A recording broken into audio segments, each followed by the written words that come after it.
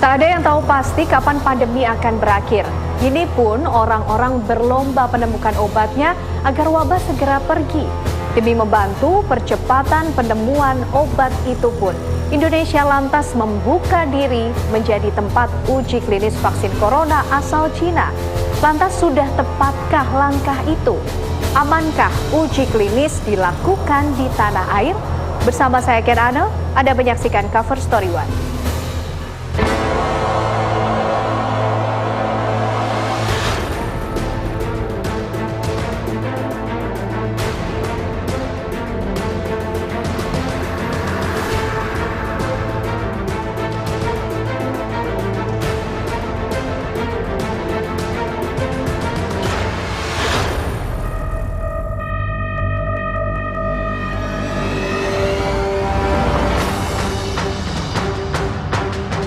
Dunia terus berlomba menemukan vaksin COVID-19 di tengah asa dan tanya, kapan pandemi akan berhenti?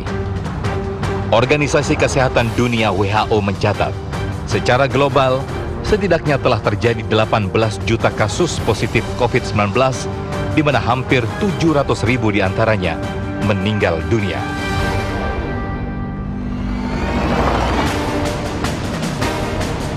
Indonesia ikut mencuri perhatian setelah lebih dari 109.000 kasus terkonfirmasi positif dengan jumlah meninggal mencapai 5.000 jiwa lebih. Pun pertumbuhan ekonomi global termasuk Indonesia juga ikut rontok lantaran pandemi. Sederet fakta itu mengisyaratkan betapa vaksin COVID-19 ditunggu kehadirannya. Sekarang ini kan kita berlomba dengan waktu.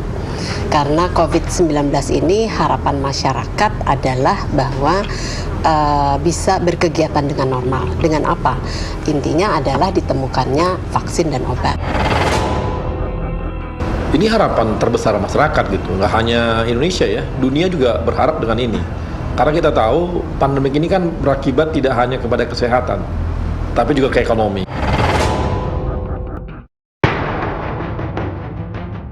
Situs resmi WHO melampirkan daftar 26 kandidat vaksin yang masuk uji klinis. Salah satunya yakni vaksin Sinovac yang kini santer dipergunjingkan. Indonesia yang ingin secepatnya mendapatkan vaksin itu telah mendatangkan 2.400 vaksin Sinovac pada 19 Juli lalu. Di sini pertanyaan muncul. Sesiap apa Indonesia menjadi tuan rumah dilakukannya uji klinis fase 3 atau vaksin baru itu? Sedangkan uji klinis fase 1 dan 2 tidak dilakukan di tanah air. Sinovac ini sudah masuk kepada uji klinis tahap ketiga. Oleh karenanya mungkin di sini adalah pemerintah kemudian mengumumkan kerjasama Bio Farma BUMN kita dengan Sinovac yang sudah masuk ke uji klinis tahap ketiga. Bio Farma ini sudah pernah kerjasama dengan Sinovac gitu, sudah pernah kerjasama dengan Sinovac. Sebelumnya juga udah pernah kerjasama untuk vaksin dan yang lainnya lah gitu. Jadi kita lihat secara latar belakang mereka sudah cukup baik gitu untuk buat vaksin, bukanlah perusahaan baru yang ujuk-ujuk bikin vaksin gitu.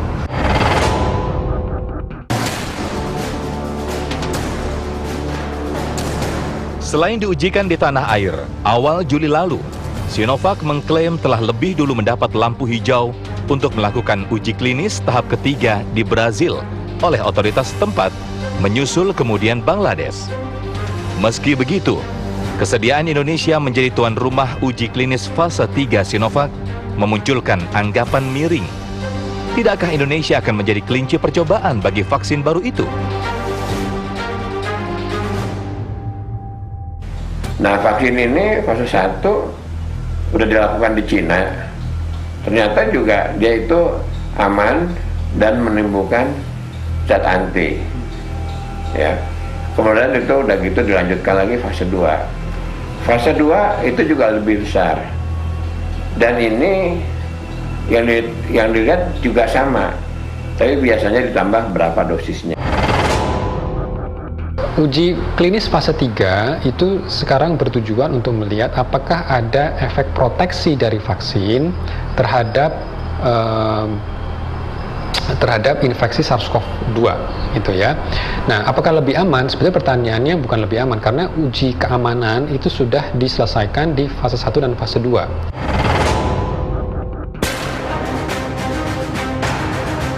Selain menyediakan laboratorium, kesediaan Indonesia menjadi tuan rumah uji klinis tahap 3 Sinovac juga ditandai dengan menghadirkan partisipan yang bersedia disuntikkan vaksin atau virus yang sudah dilemahkan itu. Diperkirakan sebanyak 1.620 relawan akan mengisi daftar nama sebagai partisipan. Usia mereka antara 18 hingga 59 tahun dan harus sehat saat pengujian. Dari hasil penelitian fase 1, fase 2 itu udah aman, efek sampingnya sedikit. Sekarang kita masuk fase 3 bersama-sama dengan India, bersama-sama dengan Turki, bersama-sama dengan Brasil ya, dan Indonesia. Itu sama-sama fase 3. Nah, Indonesia itu 1.620 udah dihitung oleh ahli statistiknya dari Bio Farma ya, sehingga kita memerlukan uji klinis fase 3 di Indonesia itu 1.620. Hasilnya nanti kita lihat lagi. Salah satu kenapa diuji cobakan fase ketiga ini kepada subjek manusia di Indonesia itu demi keamanan juga, karena jangan sampai kita memproduksi atau kita mendapat obat atau vaksin tapi kan belum melalui tahap uji klinis.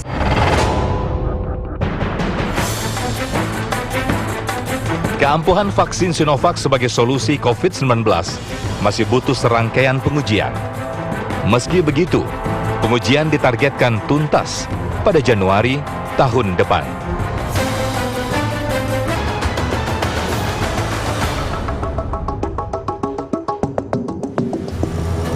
Vaksin COVID-19 memang belum ditemukan. Vaksin Sinovac yang riuh diperbincangkan itu pun masih harus menjalani serangkaian pengujian. Di balik itu, apa hebatnya Sinovac hingga Indonesia mau membuka tangan berkolaborasi melakukan uji klinis tahap 3?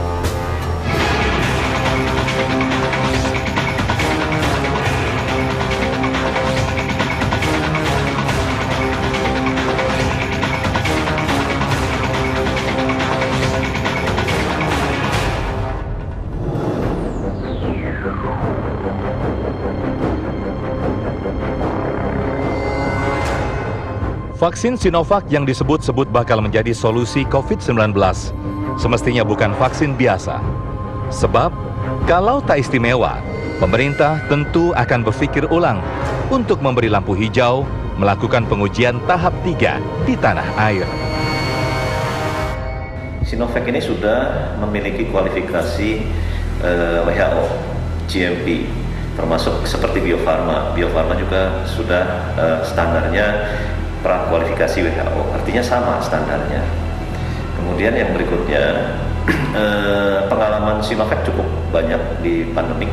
Platform teknologi yang digunakan Sinovac untuk membuat vaksin ini, yaitu inactivated vaccine, Bio Farma juga sudah menguasai itu, jadi sama juga. Jadi banyak yang keunggulan di sana sehingga kita menggandeng Sinovac.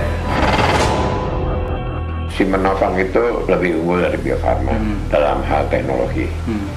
Walaupun Bio Farma itu udah lama di kita, udah 1 abad lebih, itu udah bikin banyak vaksin, tapi dia itu lebih unggul dan lebih jauh lebih besar.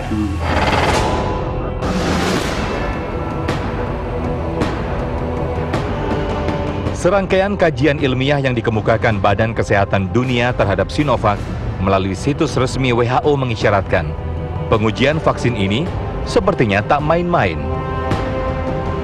Sinovac sendiri mulai melakukan kajian pada medio April lalu dengan melibatkan 744 partisipan dengan rentang usia antara 18 hingga 59 tahun.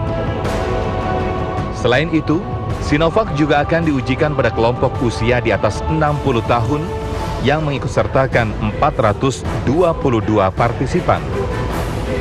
Sedangkan kolaborasi Sinovac dengan Institut Butantan, Brazil, diproyeksikan melibatkan hampir 9.000 partisipan.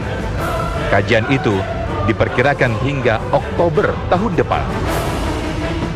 Lalu, bagaimana dengan Indonesia yang akan melakukan uji klinis fase 3 vaksin Sinovac ini? Dari rekrutmen, kemudian nanti ada setelah dapat calon kandidatnya, ini di screening dulu kesehatannya, kan karena ada beberapa persyaratan yang harus dipenuhi oleh relawan tadi. Ada sehat, tidak boleh komorbid, tidak asma, hipertensi, autoimun dan lain sebagainya, itu sudah ditentukan persyaratannya. Ini tentu dilakukan pengecekan lebih dulu. Nah, setelah lulus dari screening, ini akan dilakukan satu rangkaian penyuntikan 2 dosis. Dosis pertama pada 0 hari, kemudian 14 hari kemudian disuntik ke dosis yang kedua. Nah, selama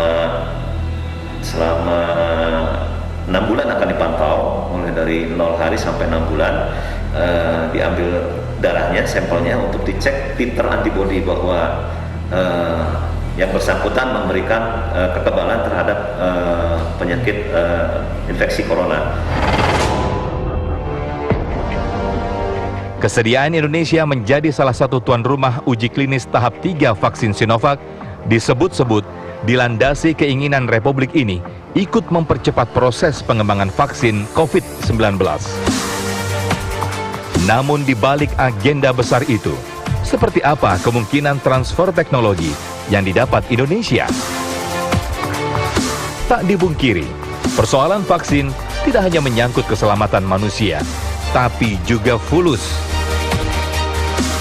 Banyak negara ingin kerjasama dengan mereka, sangat banyak negara, karena yang baru tahap uji klinis ini termasuk mereka gitu, dan mereka yang udah coba uji klinis ketiga, tahap 3 ini mereka pertama, dan dicoba di Brazil, dan dilakukan di Brazil, dari ribuan orang ikut di Brazil untuk itu gitu. Jadi kalau soal latar belakang bisnis dan sebagainya, kan kita ini juga dibuat di sini di Indonesia. Vaksinnya akan diproduksi oleh Bio Farma. Karena Bio Farma ini memang penghasil vaksin di dunia dan diakui oleh WHO, dan Sinovac juga diakui oleh WHO sebagai pembuat vaksin gitu. Ketika pembuatan kan ada transfer teknologi di sana. Walaupun ya kami juga tetap membuat namanya vaksin merah putih yang kerjasama dengan Eijkman, ya. Bio Farma tetap melakukan kerjasama dengan itu. Jadi kita berharap nanti ada 2-3 produksi vaksin yang ada di Indonesia gitu. Bio Farma dengan Sinovac ini ada transfer teknologi, Mas. Jadi suatu proses produksi vaksin ini biasanya kan dikenal dari hulu ke hilir. Biasanya kita melakukan transfer teknologi mulai dari hilirnya dulu. Tadi kesamaan platform kita antara Sinovac dan Bio Farma untuk inactivated virus itu bisa karena sudah biasa, jadi kita akan dengan mudah melakukan transfer teknologi itu gitu.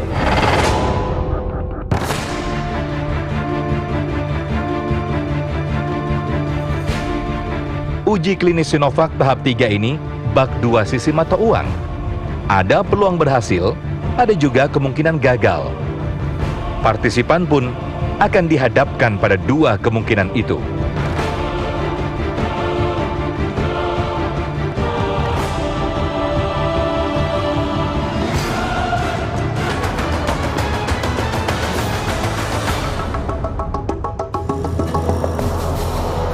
Meski diyakini aman, uji klinis tahap 3 vaksin Sinovac tetap tak lepas dari bayang-bayang resiko gagal.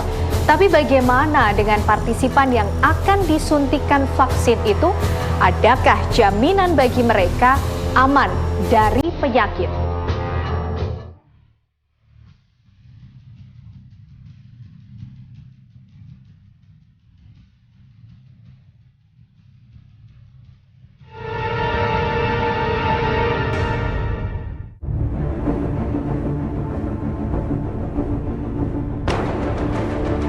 1.620 relawan.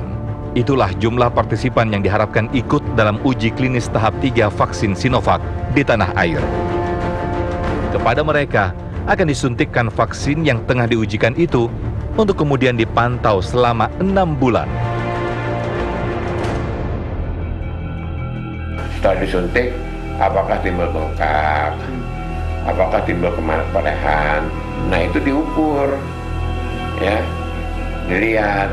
Nah, biasanya di tempat suntikan itu, ya, dari vaksin ini timbul bengkak dan merah terjadi pada kurang lebih 30% dari orang yang disuntik, dan mereka itu hilang dalam waktu 2 hari. Ya, karena ini banyak orangnya, sampai 6 bulan, sehingga betul-betul ketahuan kalau ada efek sampingnya, karena diikutinya lama.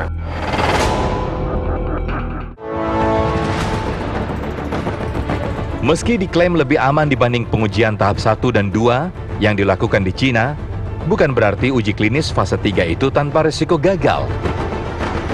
Jika sampai gagal, apa dampaknya bagi partisipan? Nah, risiko gagal menurut fase 3 adalah menunjukkan apa? Ternyata insiden terjadinya COVID-19 itu bisa dibilang sama antara yang divaksin dengan yang tidak divaksin. Nah, kalau ini seperti ini, ya berarti ini dibilang gagal, ya. Jadi, karena uji fase 3 ini untuk melihat ada proteksi atau tidak. Uji klinis fase 3 ini sebetulnya masih dalam rangkaian pengembangan vaksin. Jadi vaksinnya memang belum boleh digunakan secara komersil untuk seluruh masyarakat karena masih dalam pengembangan, masih riset, ya. Semua namanya riset tentu ada kemungkinan gagal.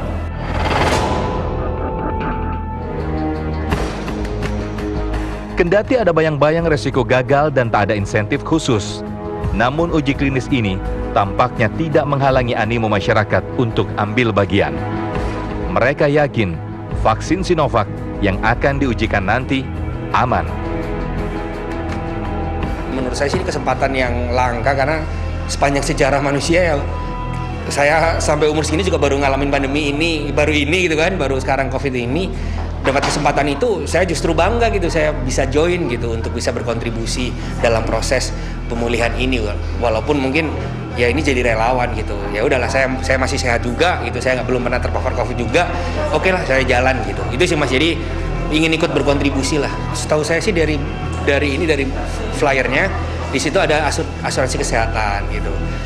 Udah sih itu aja, jadi nggak ada jaminan yang lain sih, tapi ya inilah kita percaya bahwa itu aman gitu, dan ada asuransinya juga. Tapi basically buat saya yang pertama percaya bahwa ini orang-orang yang sudah capable, udah assess itu bahwa itu aman gitu. Udah niat dari semenjak sebelum vaksin dari Cina itu datang gitu loh. Dari Cina itu datang, saya udah diingatkan mau daftar. Pas kemarin ada informasi di koran masih belum dibuka kan, masih belum dibuka. Terus kemudian juga pas kemarin udah dapat 400 katanya, dengan 1.620 sukarelawan, ya saya masih kejar.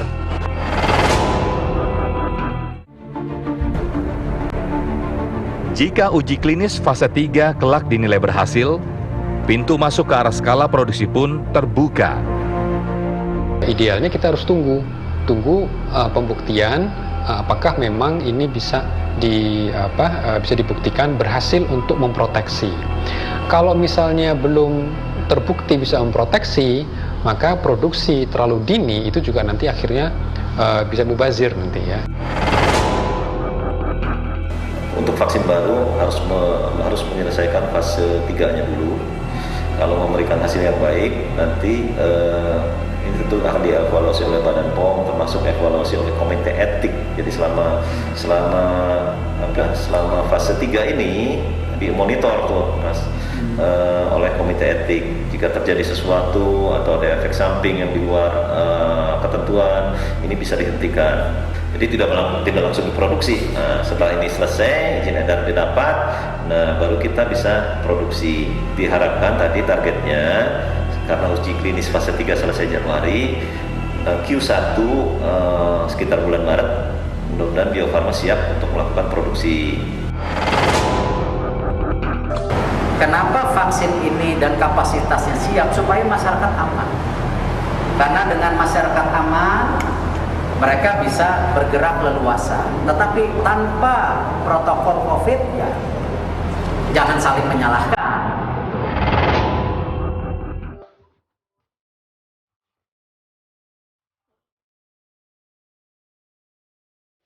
Kolaborasi dengan Sinovac adalah ikhtiar mewujudkan kemandirian bangsa dalam menelurkan vaksin COVID-19 karya anak negeri. Amanat besar itu kini dipikul untuk memastikan vaksin yang dibuat nanti benar-benar aman, tepat, dan cepat bagi masyarakat.